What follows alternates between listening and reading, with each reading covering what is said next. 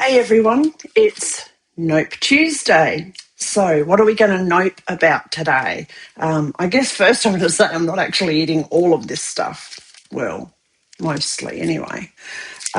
Today we're going to try Cadbury Dairy Milk Top Deck. So, this is the base of dairy milk chocolate with a top of white chocolate. If you're not a white chocolate liker, fine. Um, this is how you have to eat Top Deck, according to Dee's weird rules. So, what we do is we've got the Top Deck with the layer of chocolate. So, I break it into twos. So, you've just got two of them. And then you eat the top bit. Yum. And then you've got the chocolate bit left.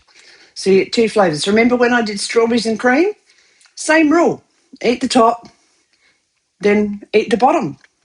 So if you're in Australia, you can try some Top Deck. I don't know if you can get it in other places or if they have similar.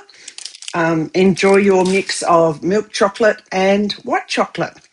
And that's my note for today. You guys have a great day. Catch you on the flip side.